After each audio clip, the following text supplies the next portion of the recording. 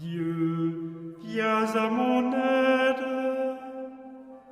Seigneur, à notre secours. Gloire au Père et au Fils et au Saint-Esprit, au Dieu qui était et qui vient, pour les siècles des siècles. Amen. L'ange du Seigneur apporta l'annonce à Marie. Et elle conçut du Saint-Esprit. Voici la servante du Seigneur. Qu'il me soit fait selon votre parole. Et le Verbe s'est fait chair. Et il a habité parmi nous. Priez pour nous, Sainte Mère de Dieu, Afin que nous soyons rendus dignes des promesses du Christ. Daigne, Seigneur, répandre ta grâce dans nos âmes, afin qu'ayant connu par le message de l'ange l'incarnation du Christ, ton Fils, nous arrivions par sa passion et par sa croix à la gloire de sa résurrection. Par le Christ notre Seigneur. Amen.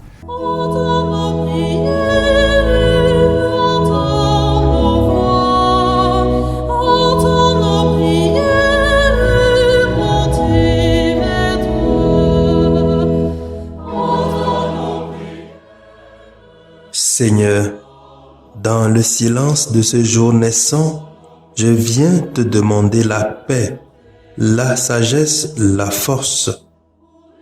Je veux regarder aujourd'hui le monde avec des yeux tout remplis d'amour, être patient, compréhensif, doux et sage, voir au-delà des apparences tes enfants, comme tu les vois toi-même, et ainsi ne voir que le bien en chacun. Ferme mes oreilles à toute calomnie. Garde ma langue de toute malveillance. Que seules les pensées qui bénissent demeurent en mon esprit. Que je sois si bienveillant et si joyeux que tous ceux qui m'approchent sentent ta présence. Revêt-moi de ta beauté, Seigneur, pour qu'au long de ce jour, je te révèle. Amen.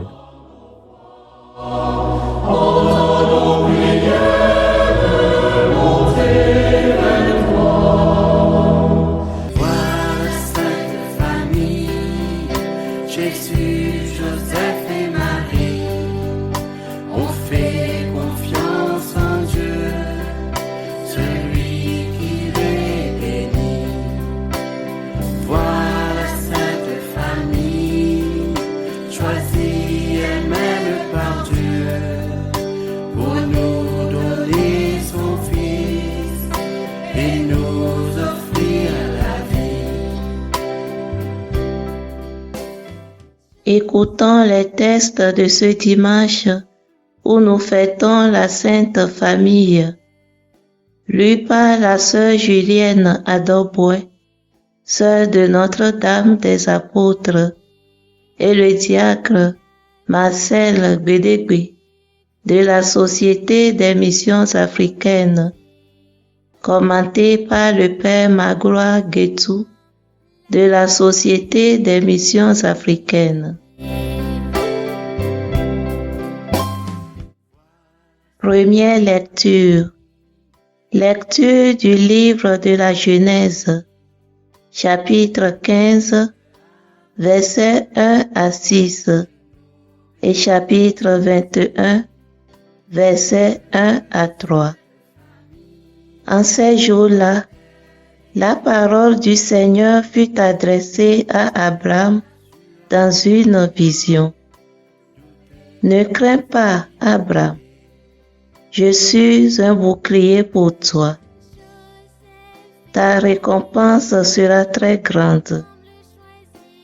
Abraham répondit, Mon Seigneur Dieu, que pourrais-tu donc me donner? Je m'en vais sans enfant, et l'héritier de ma maison, c'est Eliezer de Damas.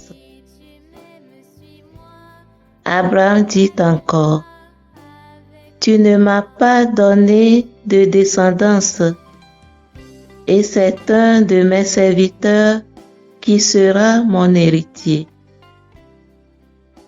Alors cette parole du Seigneur fut adressée à Abraham. « Ce n'est pas lui qui sera ton héritier, mais quelqu'un de ton sang. »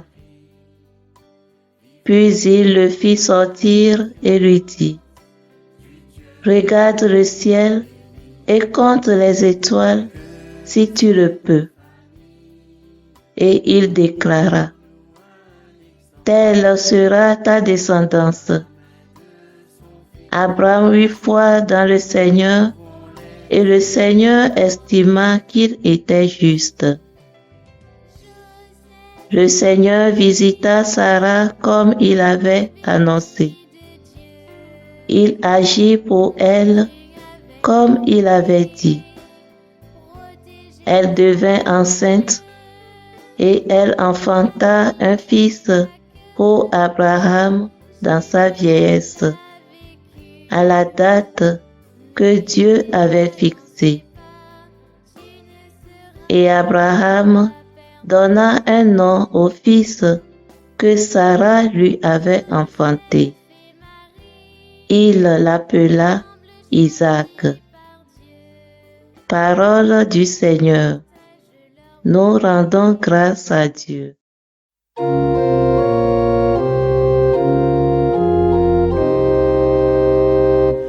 Le Seigneur, c'est lui notre Dieu. Il s'est toujours souvenu de son alliance. Rendez grâce au Seigneur, proclamez son nom. Annoncez parmi les peuples ses hauts faits. Chantez et jouez pour lui. Redites sans fin ses merveilles. Glorifiez-vous de son nom très saint. Joie pour les cœurs qui cherchent Dieu. Cherchez le Seigneur et sa puissance. Recherchez sans trêve sa face. Le Seigneur, c'est lui notre Dieu. Il s'est toujours souvenu de son alliance. Souvenez-vous des merveilles qu'il a faites, de ses prodiges, des jugements qu'il prononça. Vous, la race d'Abraham, son serviteur, les fils de Jacob qu'il a choisis. Il s'est toujours souvenu de son alliance, parole édictée pour 1000 générations, promesse faite à Abraham, garantie par serment à Isaac.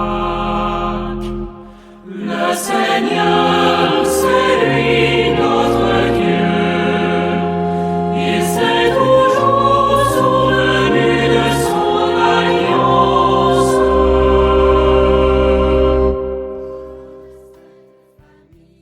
Deuxième lecture. Lecture de la lettre aux Hébreux, chapitre 11, verset 8, verset 11 à 12, 17 à 19. Frères, grâce à la foi, Abraham obéit à l'appel de Dieu. Il partit vers un pays qu'il devait recevoir en héritage, et il partit sans savoir où il allait. Grâce à la foi, Sarah, elle aussi, malgré son âge, fut rendue capable d'être à l'origine d'une descendance parce qu'elle pensait que Dieu est fidèle à ses promesses. C'est pourquoi, d'un seul homme, déjà marqué par la mort, a pu naître une descendance aussi nombreuse que les étoiles du ciel et que le sable au bord de la mer, une multitude innombrable. Grâce à la foi, quand il fut soumis à l'épreuve, Abraham offrit Isaac en sacrifice. Et il offrait le Fils unique, alors qu'il avait reçu les promesses et entendu cette parole. C'est par Isaac qu'une descendance portera ton nom. Il pensait en effet que Dieu est capable même de ressusciter les morts. C'est pourquoi son fils lui fut rendu. Il y a là une préfiguration. Parole du Seigneur. Nous rendons grâce à Dieu.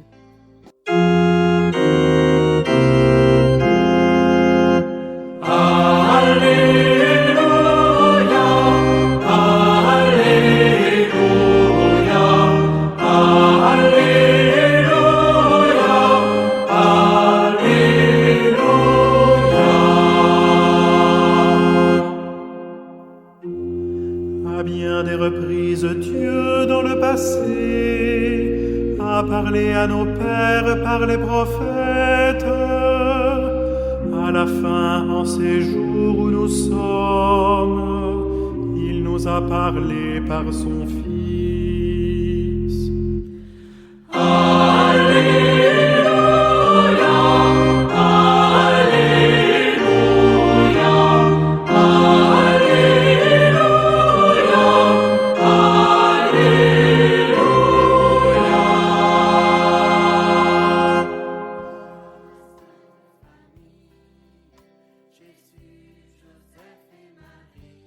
Le Seigneur soit avec vous et avec votre esprit.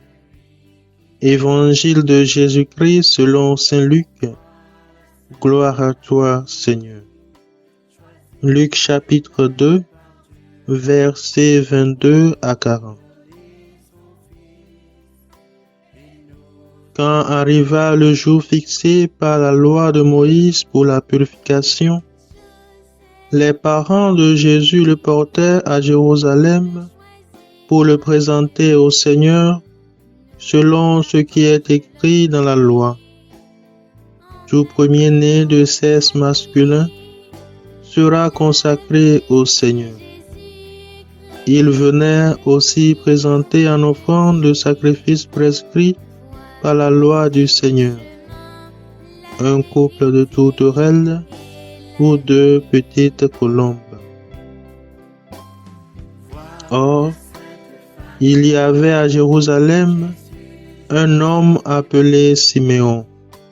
C'était un homme juste et religieux qui attendait la consolation d'Israël, et l'Esprit Saint était sur lui. L'Esprit lui avait révélé qu'il ne verrait pas la mort avant d'avoir vu le Messie du Seigneur. Poussé par l'Esprit, Siméon vint au temple. Les parents y entraient avec l'enfant Jésus pour accomplir les rites de la loi qui le concernaient. Siméon prit l'enfant dans ses bras et il bénit Dieu en disant: Maintenant, ô Maître, tu peux laisser ton serviteur s'en aller dans la paix selon ta parole, car mes yeux ont vu ton salut, que tu as préparé à la face de tous les peuples, lumière pour éclairer les nations païennes et gloire d'Israël ton peuple. Le père et la mère de l'enfant s'étonnaient de ce qu'on disait de lui. Siméon les bénit, puis il dit à Marie sa mère: Vois, ton fils qui est là provoquera la chute et le relèvement de beaucoup en Israël. Il sera un signe de division. Et toi-même, ton cœur sera transpercé par une épée. Ainsi seront dévoilées les pensées secrètes d'un grand nombre. Il y avait là une femme qui était prophète, Anne, fille de Phanuel, de la tribu d'Aser. Demeurée veuve après 7 ans de mariage, elle avait atteint l'âge de 84 ans. Elle ne s'éloignait pas du temple, servant Dieu jour et nuit dans le jeûne et la prière. S'approchant d'eux à ce moment, elle proclamait les louanges de Dieu et parlait de l'enfant à tous ceux qui attendaient la délivrance de Jérusalem. Lorsqu'il eut accompli tout ce que prescrivait la loi du Seigneur, ils retournèrent en Galilée, dans leur ville de Nazareth. L'enfant grandissait et se fortifiait, tout rempli de sagesse, et la grâce de Dieu était sur lui. Acclamons la parole de Dieu. Louange à toi, Seigneur Jésus.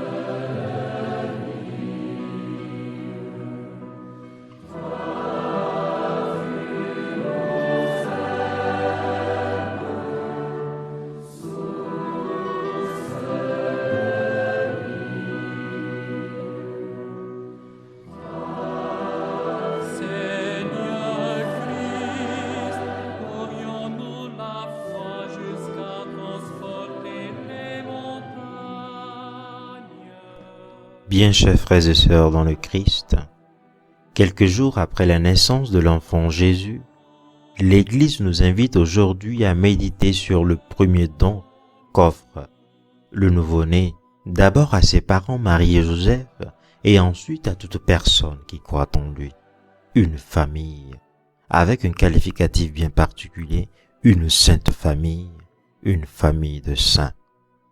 Ce don ou promesse de Dieu pour l'humanité tout entière se manifeste seul à ceux qui osent lui faire confiance et à ceux qui se donnent les moyens de lui rester fidèles. Osez croire et commencer. La première lecture tirée du 15e chapitre de la Genèse nous montre les premiers pas d'Abraham qui eut à quitter sa terre et sa famille vers une destination inconnue. Aujourd'hui, la lecture proposée à notre méditation nous montre que c'est en étant en route suite à cette parole et appel de Dieu qu'il reçoit de nouveau une parole de réconfort et de promesse de Dieu. Et n'aie pas peur, Abraham. Je suis un bouclier pour toi. Ta récompense sera grande. Il y a déjà ici une belle leçon sur quoi méditer. La grâce et la promesse de Dieu ne profitent qu'à ceux qui osent lui faire confiance et commencer. Abraham avait ses doutes et difficultés à l'appel du Seigneur. Nous voyons ici dans la lecture un exemple. Mon Seigneur Dieu, que pourrais-tu me donner? Je m'en vais sans enfant. Malgré les préoccupations internes, Abraham n'avait pas hésité à suivre l'appel du Seigneur. Qu'en est-il de vous et moi? Faisons-nous suffisamment confiance au Seigneur pour oser le suivre à son appel, ou cherchons-nous d'abord à voir des signes? Le Seigneur, c'est lui notre Dieu. Il s'est toujours souvenu de son alliance, nous dit le psaume responsorial. Oui, notre Dieu ne fait pas que des promesses. Abraham le sait. Grâce à la foi, nous dit saint Paul dans la deuxième lecture, Abraham a vu l'accomplissement de la promesse du Seigneur et était même prêt à sacrifier l'enfant reçu de Dieu à la demande du Seigneur. Être fidèle requiert un effort dans la limite de nos moyens. De l'exemple de la foi d'Abraham, l'Évangile pose un regard particulier sur le petit enfant Jésus, Marie et Joseph qui commencent leur premier pas comme famille. Luc nous montre ici que le premier pas de cette famille est en conformité à la loi de Moïse. Il présente l'enfant au temple comme un don reçu de Dieu. On pourrait dire à l'obéissance de la parole de Dieu. La sainte famille de Marie, Joseph et Jésus retient donc comme priorité pour leur famille l'obéissance de la parole de Dieu. Qu'en est-il de nos familles? L'évangéliste Luc souligne avec insistance que pour être fidèles à la loi de Moïse, Marie et Joseph ont donné un couple de tourterelles. 2 petites colombes, ajoute-t-il. Marie et Joseph répondent au Seigneur avec leurs modestes moyens. Ils ne secouent pas terre et ciel pour se payer un agneau comme les familles riches, mais juste 2 petites colombes. Et oui, chers frères et sœurs, ce que nous demande le Seigneur reste dans la limite de nos moyens. Rester fidèle toute sa vie. S'il a fallu à Abraham l'audace et une foi tenace, et à Marie et Joseph des moyens modestes pour être fidèles au Seigneur, eh bien l'évangéliste Luc nous montre, par l'exemple de Simon et de la prophétesse Anne, que pour voir l'accomplissement de la parole du Seigneur, il faut une fidélité constante, toute sa vie. Si la promesse de Dieu tarde à venir, tenez bon et restez fidèles. En cette fête de la Sainte Famille, nous sommes appelés, comme famille de Dieu, à la fidélité au Seigneur avec une foi audacieuse et tenace, pour oser croire que la promesse de Dieu se manifestera à nous. Même si elle tarde à venir, elle viendra, mais uniquement avec de nobles efforts constants, car ce que nous demande le Seigneur est dans nos moyens. Amen.